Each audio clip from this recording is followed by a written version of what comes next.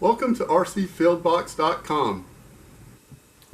I'm Don Stigall of StigallHobbies.com, MakeSomeMusicTV.com, and many other websites including AirborneModelShowcase.com, RCPro.org, SportPyloneRacing.com, GettingIntoRC.com, and quite a few other web pages.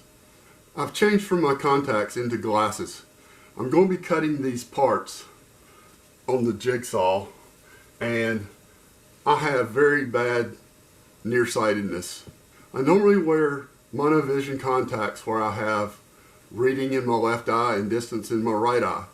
However, after I got contacts, I found out there were a lot of things I can't do with monovision because it affects your depth perception, plus you don't see real clearly up close or real clearly distance wise.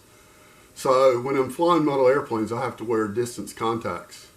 Last year in 2018, I forgot to take my distance contacts, and I went to fly at Old Julian Airport. I was just flying a sport plane. It only went about 100 miles an hour, but I couldn't really see it in the sky with the monovision, and I wound up crashing it into some trees. So if you wear monovision, don't try to fly airplanes with it. Either use glasses that are pure distance vision if possible. I have glasses both in distance vision and in bifocals, or wear contacts that are distance vision. Another tip I have is if you do wear glasses or sunglasses and you have an iPhone 10, there's a feature that's real handy. I wear a CPAP at night, and I was having problems because I'd get a call or a text or need to get on the phone for some reason, and it wouldn't recognize me with the CPAP. I got my hair colored this week, and the face recognition wouldn't work, and I had to reset it. And I discovered they have an alternative face option. You can only have one alternative face. In my opinion, they should have at least 5, because if you wear sunglasses, sometimes it has trouble recognizing you with sunglasses. So even if you don't wear a CPAP, if you wear sunglasses, you can use alternative face recognition with your sunglasses or cap or whatever causes it a problem. I'm getting ready to start cutting out these parts on the jigsaw. I'm going to start with the simplest part first. I'm making 4 sets of Smasher V-tails and 1 set of Martin tails. The Martin is the Smasher with a conventional tail. It's named for Dr. Martin Hepra because he helped me with the analysis of the fuselage on the Smasher and the wing joints and stuff. And I had sent him some vintage K&B engines, and we talked on the phone. He's a super nice guy, and he was very helpful, so I named the airplane in honor of him.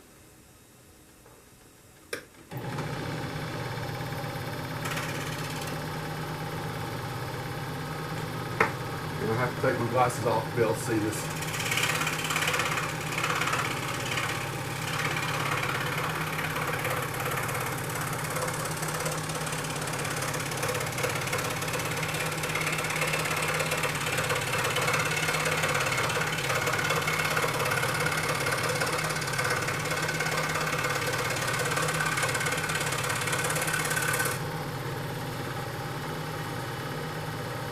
First cut looks good, but I'm going to get a sanding block and see if I can straighten it out a little bit.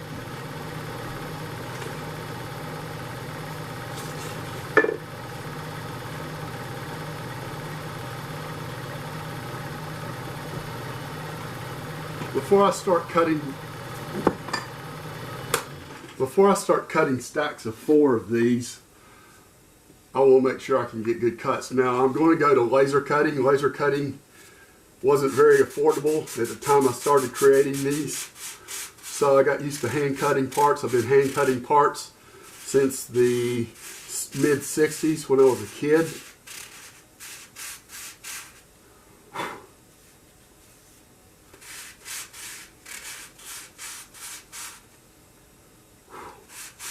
And that looks quite nice. So I'm on the path to getting some cutting done.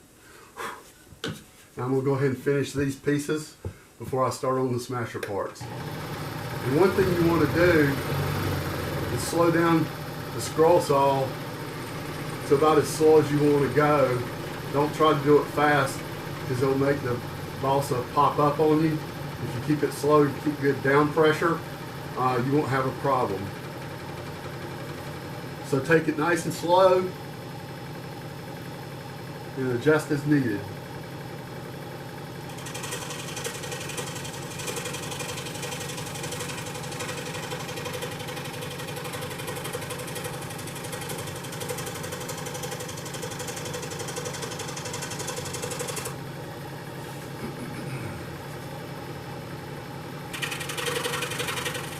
Well, I messed up a little bit there.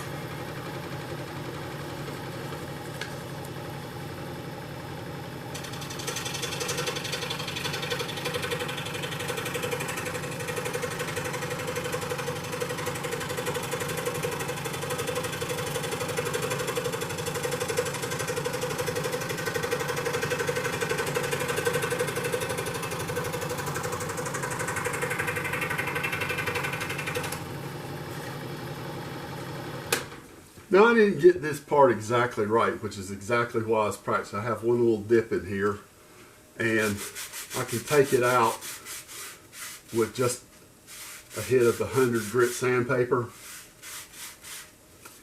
And I would have to sand these anyway, and the rudder is not critical in shape, and the size is plenty big to take a little bit off.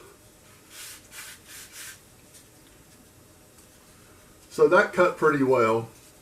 Now I have two rudder pieces, and I'm going to go ahead and cut those out and try cutting a ½ inch at a time. See if my speed is okay.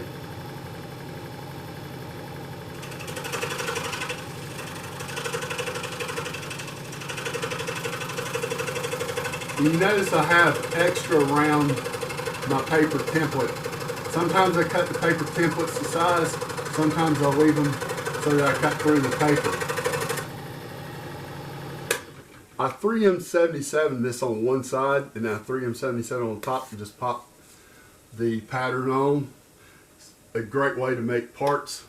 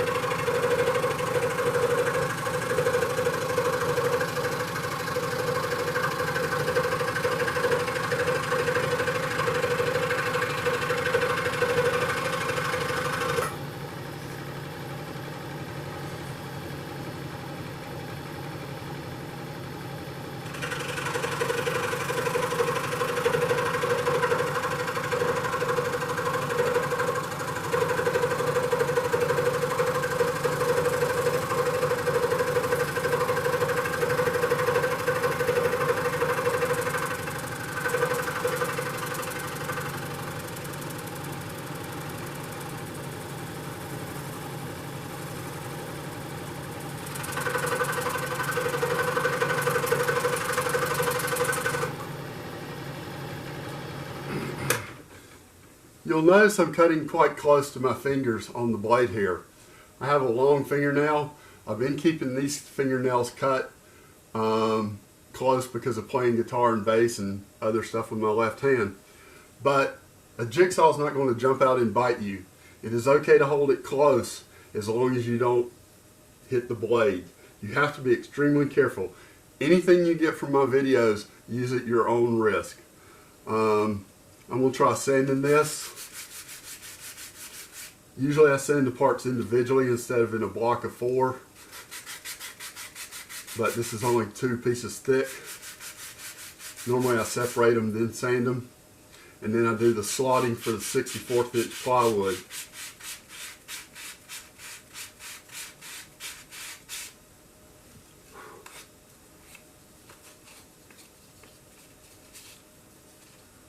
So now I have the fin and a rudder, and it needs some sanding and fitting. I'll do that before I do the assembly. Now the last piece of this is a funky little thing that has tips that look kind of like the Quickie 500, known as the bird of prey, and some full-scale airplanes have. I don't know the exact name for what they are, I can't remember it at the moment, but this is what the rudder will look like, and the stabilizer will have the same kind of points on it.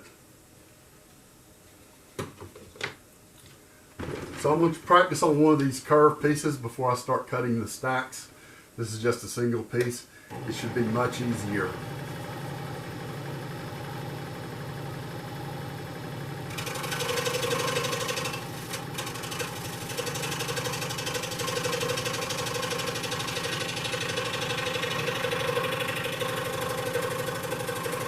The trick is to not let your fingers be in the path of the saw blade.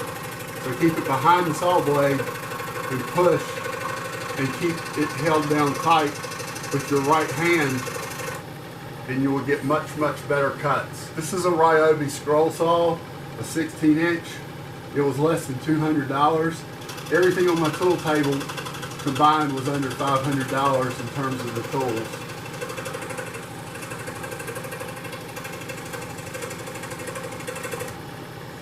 You don't have to have the most expensive equipment on the block to be able to create stuff.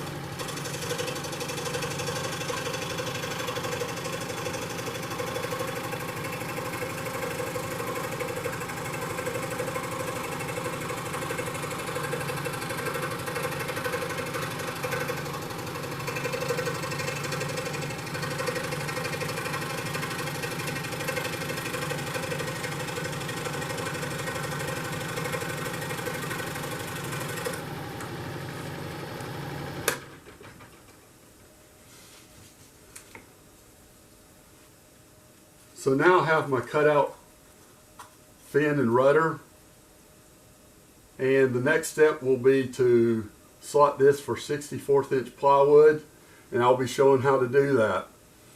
That's all I'm going to talk about for now. I'm just going to finish my cutting, and if you want to watch, stay tuned. If you don't, switch to another channel.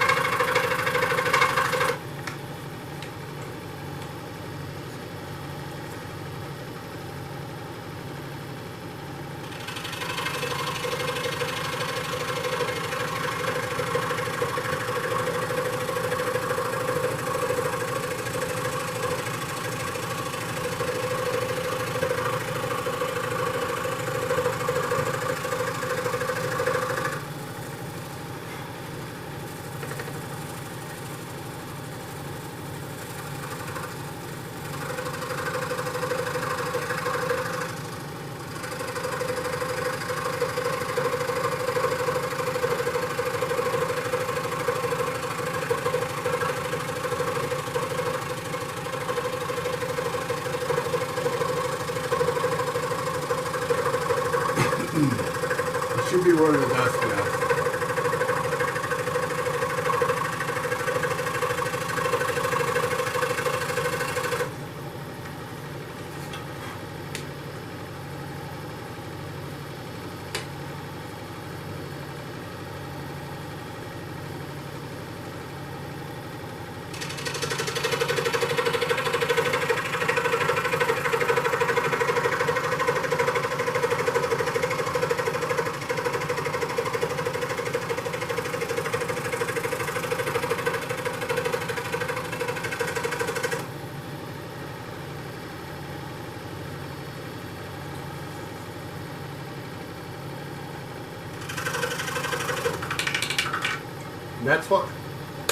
That's what happens when you don't hold it down tight enough. That's exactly why I'm practicing, because cutting stacks of 4 is even harder.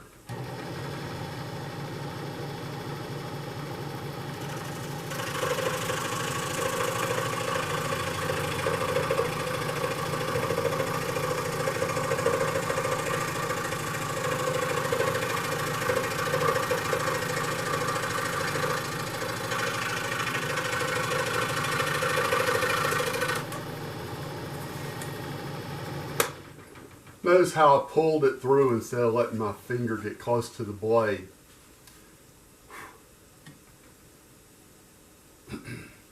Here's another thing. These drawings were done in AutoCAD or Visio.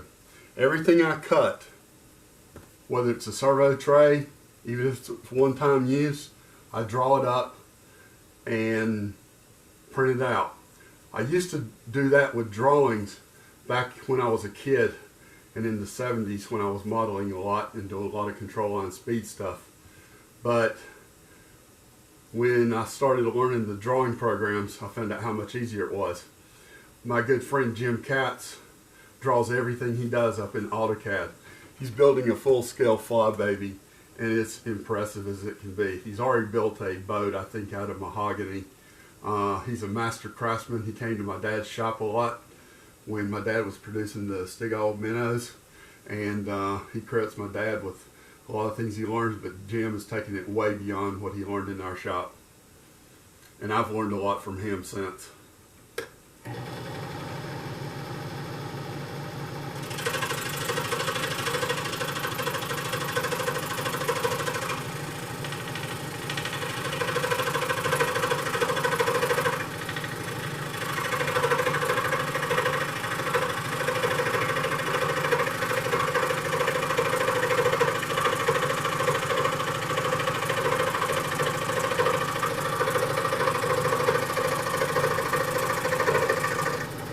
Hold it down tight again. Can't make that mistake.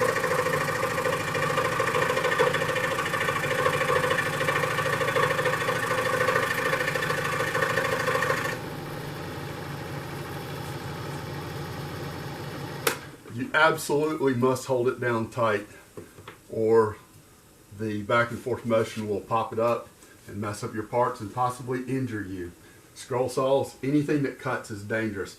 When I was about, I think I was in the 5th grade, I had built a T-tail rivets, and it had a Golden Bee engine on it, and I was flying it at a baseball diamond at school. I reached over the prop, and it caused this cut on my hand. It came real close to an artery. I spent about 5 hours in the hospital in the ER.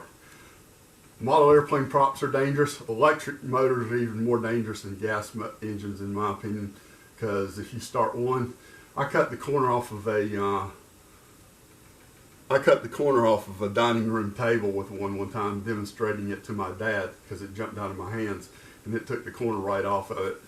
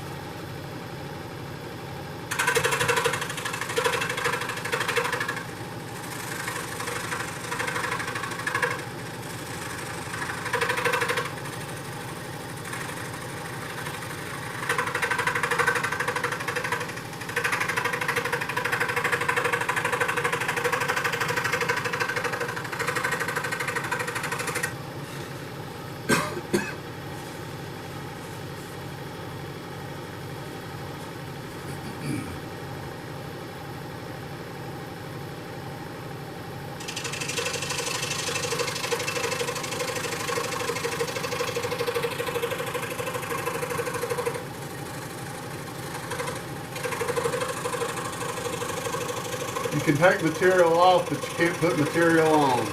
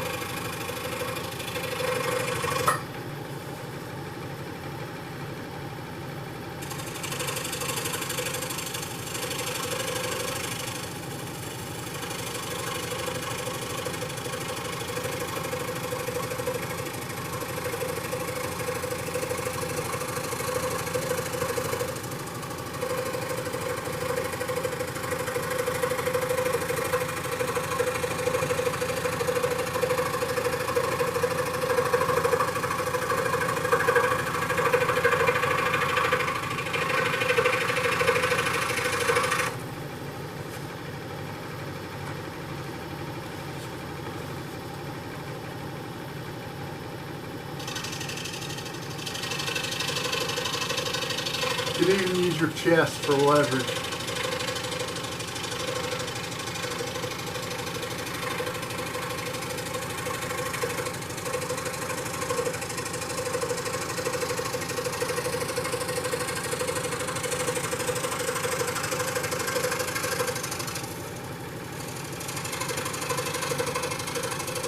Driving with your hands is much more precise.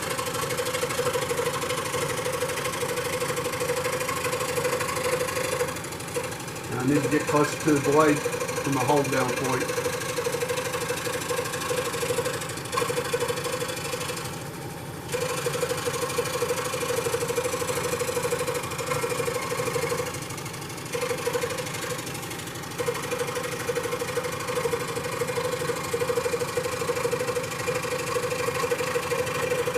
I may run out of space since this is only a 16-inch. That looks like I have enough.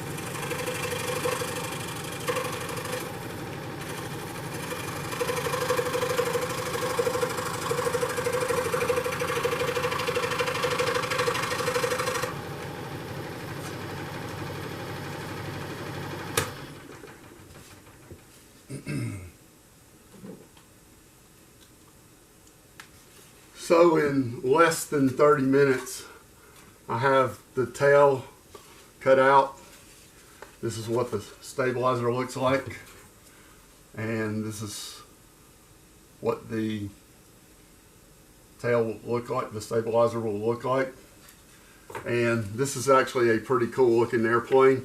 I'll be doing a build series on it. It'll be documented on the NMPRA forums, on rcpro.org, and seagullhobbies.com on Facebook. So if you're interested in seeing how this project goes, check out those sites.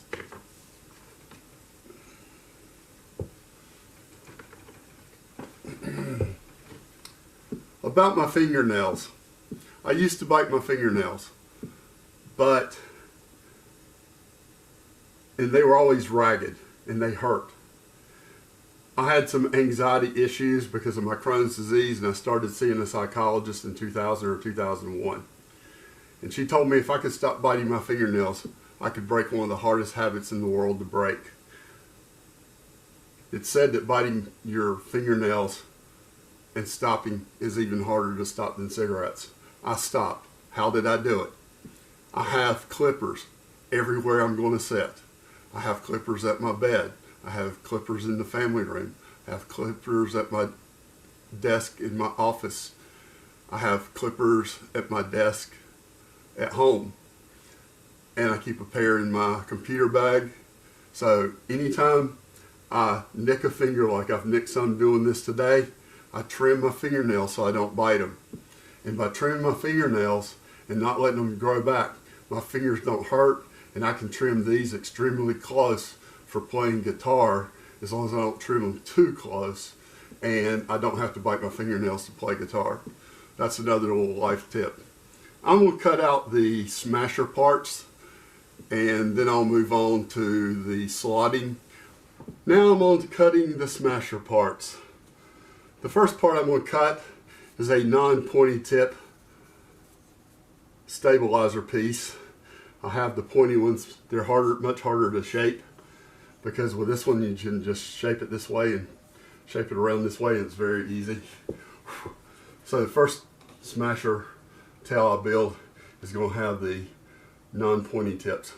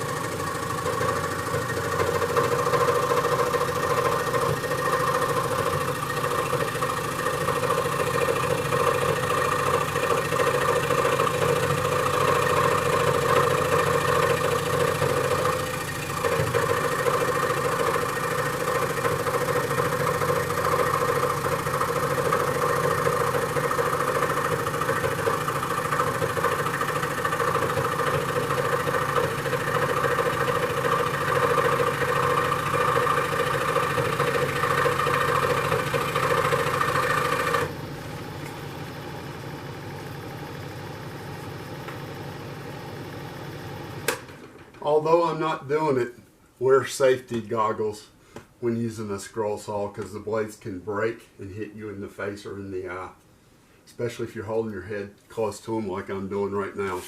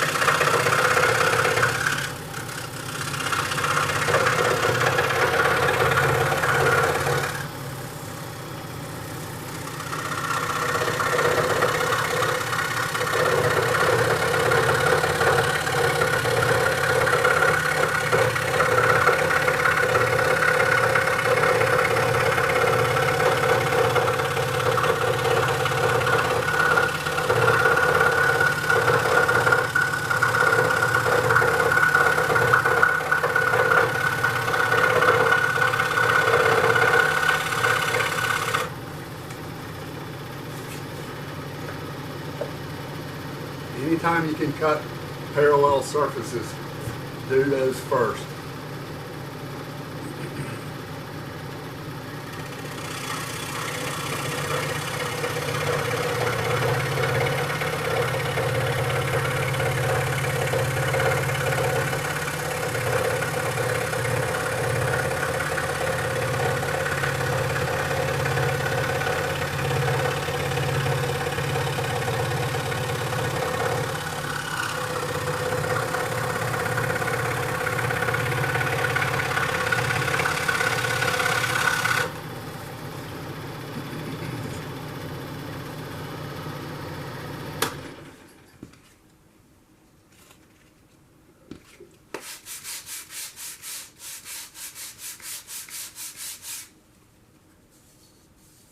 Pretty doggone good cuts. Laser cutting's nice, but for prototypes and one-offs, you can hand cut your stuff if you're careful.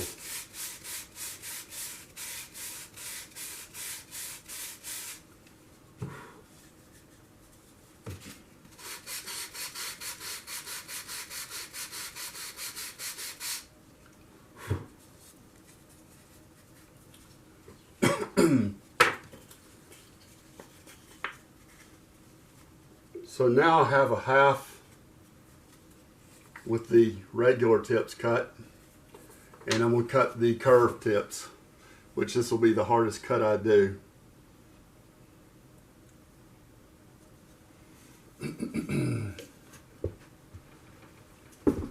I sped the saw up some because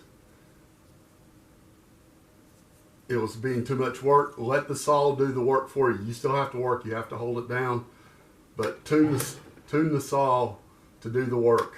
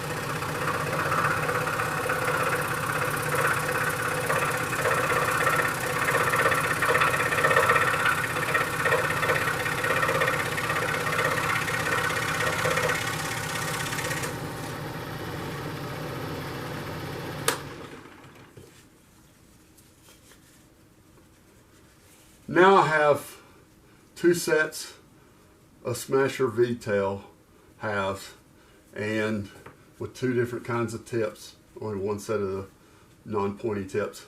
These are mine. I have to ship some kits to a customer in New Zealand today, so I'm not going to cut the other parts just now. I'll save those for after I do the slotting of the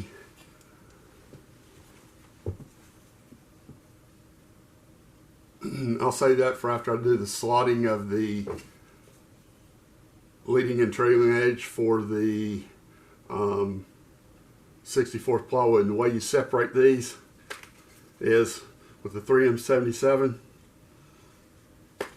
They'll just pop right off. You may have to use a knife to separate them if you get a little bit too much glue on them.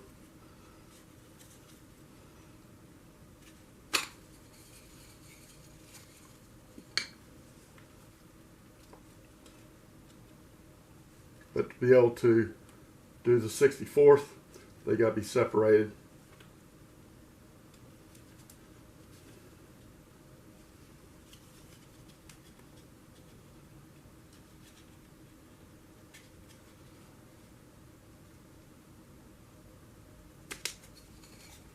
I'm using X-Acto knife to make that easier to do.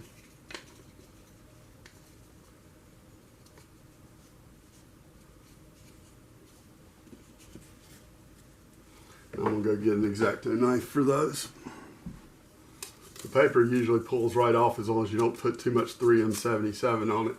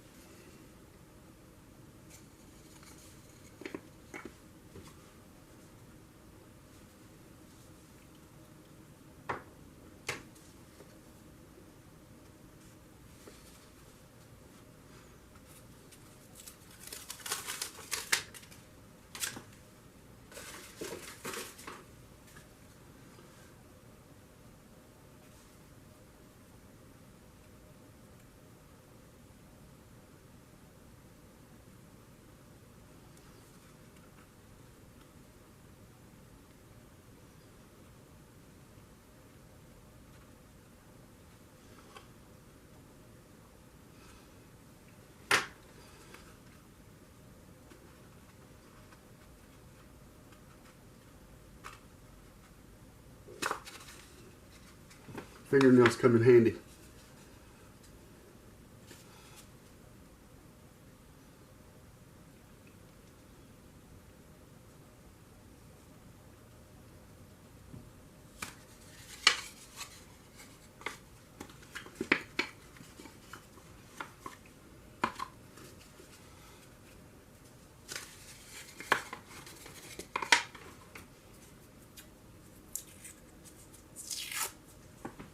That paper didn't come off too easy.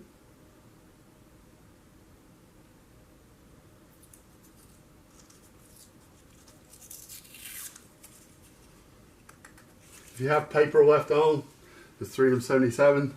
All you gotta do is kind of pull it off and hit with some sandpaper under grit. Take the paper right off.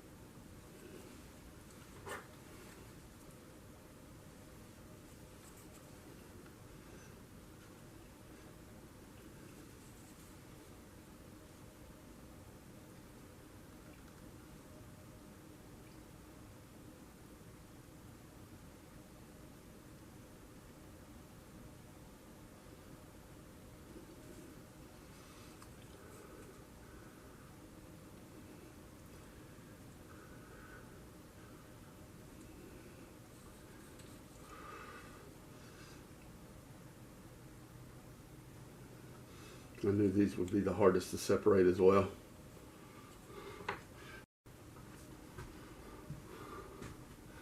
Now I'm going to show you how to slot tail surfaces for 64th inch plywood.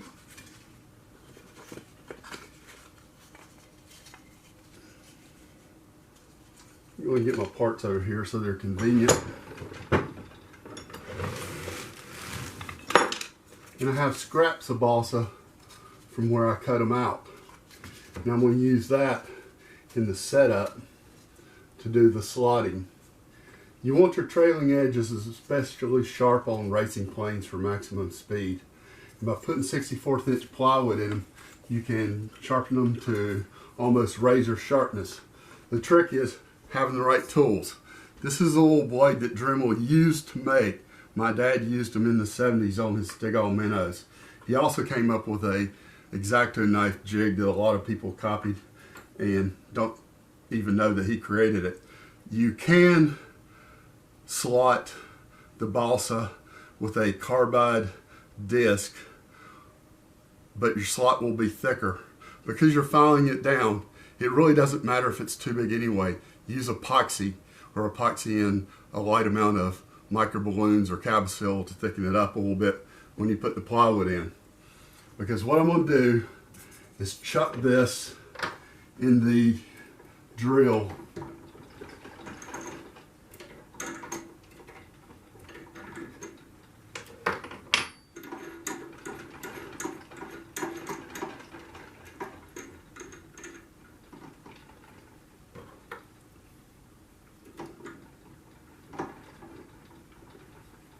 and then what I'm going to do is move the table up reasonably close to it.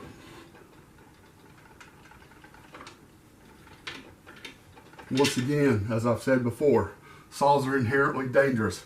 Be very careful what you do. It's best not to try to do this with markings. It's best to do it by eyeball because you can actually judge better with your eyeball than a mark will help you.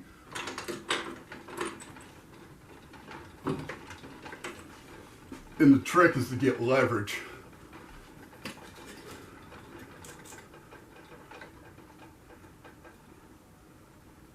And eyeball it until it's nearly perfect. Be in the middle, as close as you can get it.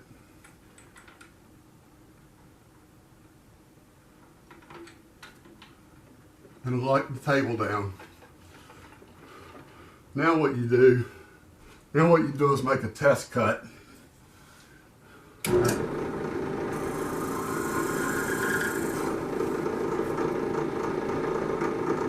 I can tell that's off a little bit. So I'm going to try it with it flipped over. And see how far off it is. It's too far off to use.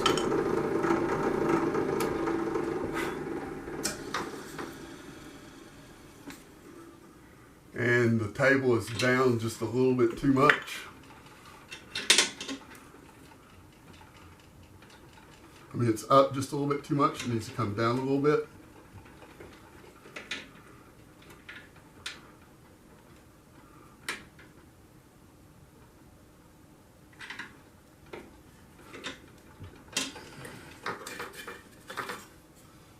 And we'll sight it and see if it looks good. I took it up, I took it down too far. When you're setting up to do this, it's best to do all the slotting you're going to do at one time, because it's a little bit of a pain with some drill presses. Now, a more expensive drill press that you can lock in place and you don't have to move the table, it's actually much easier on. So if you're going to be doing this a lot, invest in a more expensive drill press.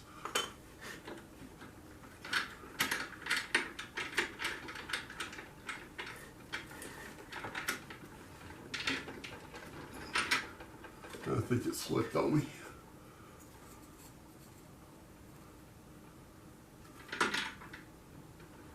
It slipped just then. I know for sure it did.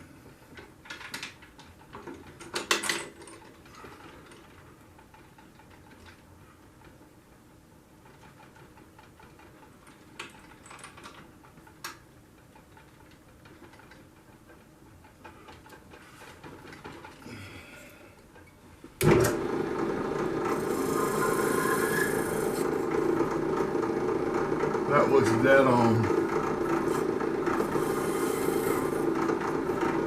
And it feels dead on. So I'll lock it down.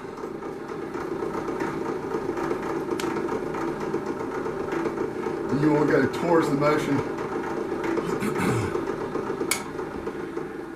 Instead of starting with a complex part or a bigger part like a stab half, I'm going to start with an elevator piece because they're much more easy to replace. And you don't start all the way out at the end. What you do is start in from the end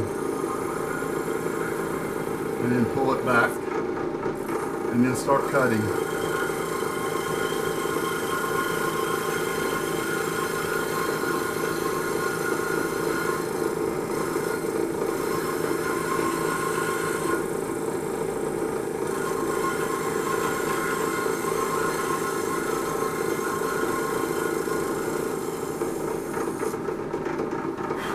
That looks good. Now I'm going to flip it over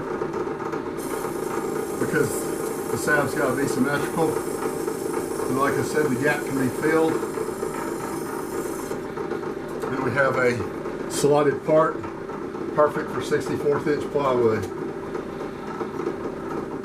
I'm going to go ahead and show you one of the rounded pieces. Once again, I don't start all the way out at the tip. I'll let it come back.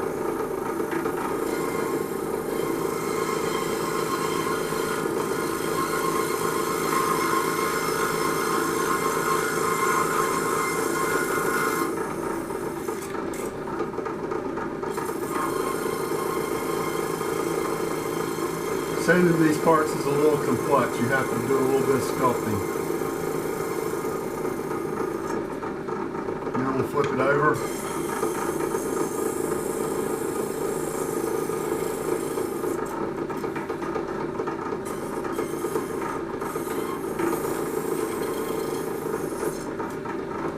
And now there's an end piece ready. And I'll go ahead and show slotting.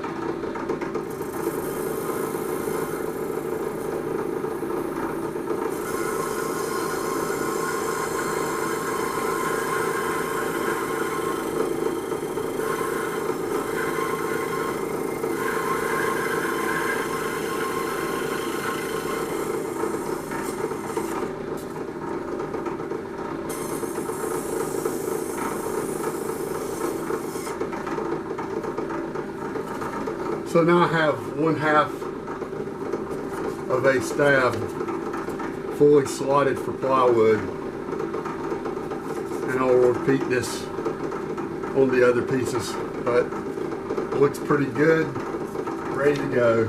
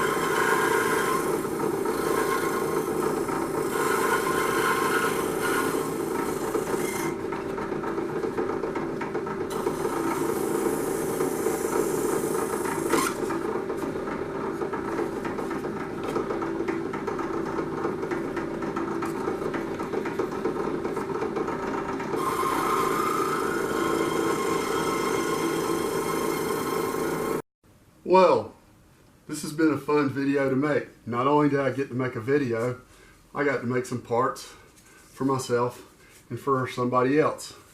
And here I have 2 fully cut and slotted stabs for a smasher. And I'll be doing a complete video build series on building the smasher and the Martin. Look for them on the NMPRA forum or the Facebook pages I mentioned. And check out our Amazon store. You can search for Stegall Hobbies on Amazon for the different products that we have. Not all the products we have are listed on Amazon. If there's something you need that you know we have, let me know. One thing I'm going to be doing is selling carbon fiber tubes and sleeves for EF1 planes, because a lot of people have had supply issues with those, and I have a perfectly matched set, and I have tubes that fit in other planes. So thanks for watching. Hope you'll subscribe to this channel and my other channels, and check out MakeSomeMusicTV.com. It's a concept I've been working on since 2015. It's all about how to get started playing music, even if you're not musical. Even if all you're doing is using an iPhone or an iPad or an Android device, you can make music with an iPhone or an iPad. You don't even need any additional hardware. That's going to be really cool. So stay tuned, and again, thanks for watching.